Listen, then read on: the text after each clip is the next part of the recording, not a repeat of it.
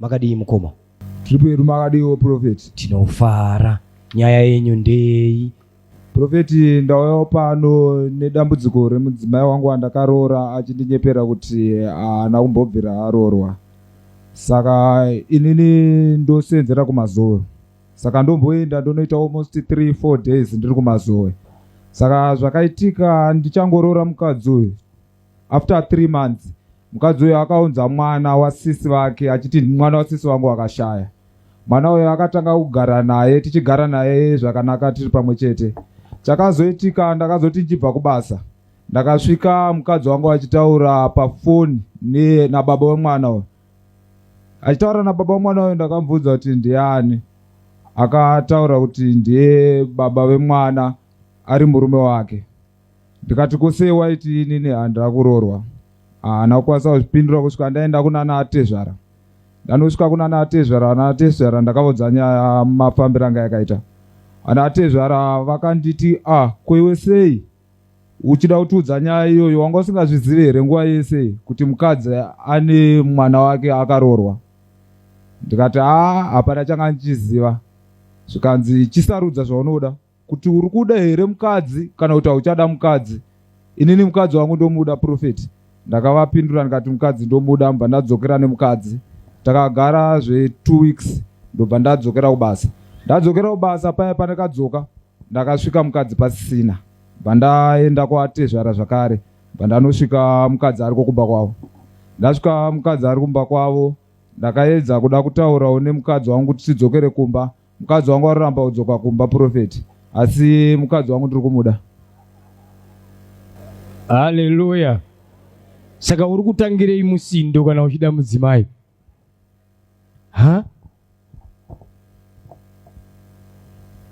zvakaoma nditika pakaipa profeti mudzimai wangu ndiri kumuda uda kutoti adzokere padheni nhasi ndizvozvo profeti ndakuti nhasi chaiye ndichitosvika kana ndikatosvika apo ndofara zvisingaiti haleluya datya chero mukaribvisa mumvura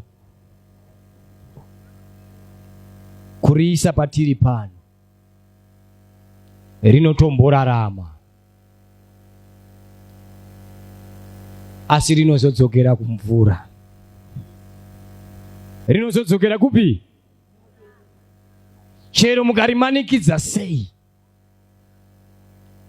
kubva naro kukaribha kwesoko kuya kurisa panapa rinomborarama rinogona kutsvaga pamubvuri pekudi asi rinozodzokera chete kumvura saka zvakaoma kufungidzira kuti datya richazorarama pasina mvura kuzvinyepera because iro upenyu hwaro nderekurarama riri chii mvura uri kuzvinzwa chikomana upenyu hwedatya ndehwemumvura chero ukamanzwa achirira bozi inombonaya kamvura nditika yombozara pese pese anombobuda kwaari kuya ombouya mvura ikazoti gwa hamumanzwi muri kumanzwawo here kurira ipa panapa mwedzi 3 inotera mese mumiti umwe anenge akuchema akuti kurukuru uchizodatya rakabva nokupi mukangoisa tumvura rinouya tumvura itoto tukazopera chete wakadyiswa chikomana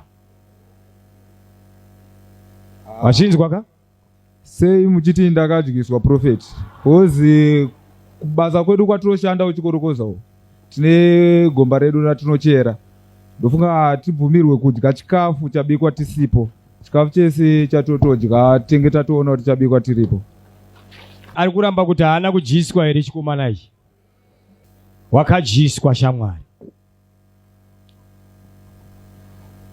profeti ndofunga zvandiri kutaura kuti handidye chikafu chabikwa tisipo titorere mhiko yepagomba pedu profeti hatidye chikafu chabikwa tisipo chikafu chese chatinodya tenge tiripo kana mukadzi wangu pese paanobika ndenge nditoripo ndichitoona kuti chikafu chaabika haana chaaisa here haleluya haleluya kusaziwa kufa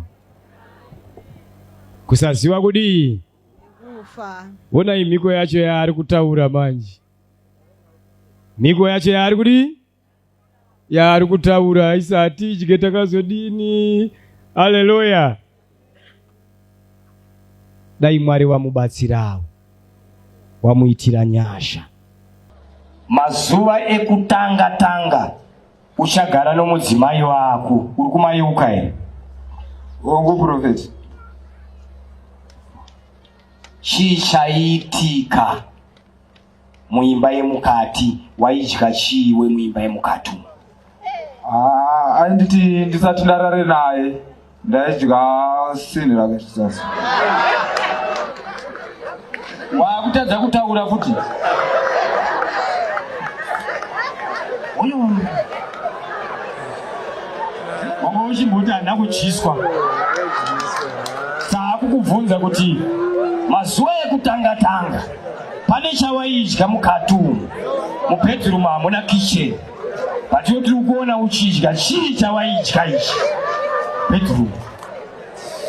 Ozi hamuna kicheni, hamuna stofu.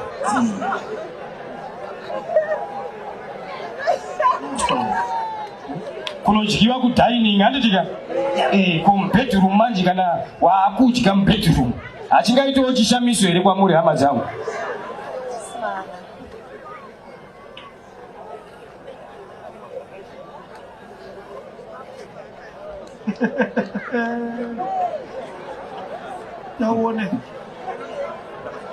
Zvako zvekuda kuzvitiwa kangwana chaibikwa chikafu ndiripo. Aiwe.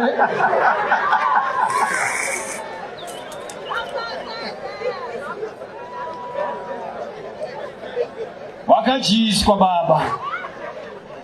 Chawaidya ichocho uri mubhedhurumu. Zvachinoita chinoiswa mushonga wakasangana neweti yegudo. Saka paunonanzvirira dhalaka.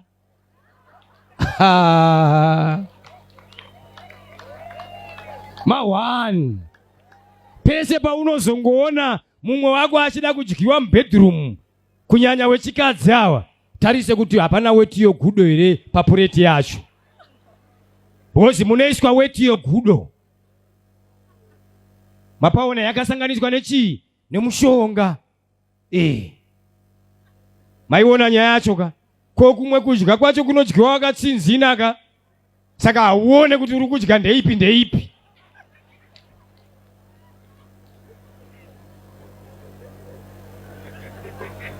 Chero ukazovhura ziso ukaita rekuvhura wakatarisa poto ichibikwa unenge wakadya.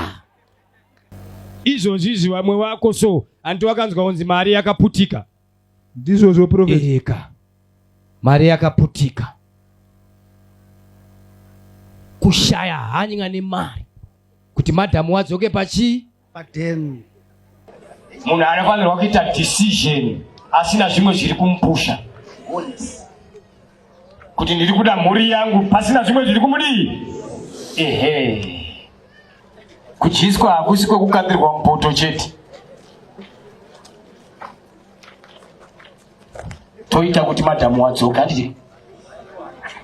Ndakutonzwa kubva kwamuri Prophet. Bosi shit.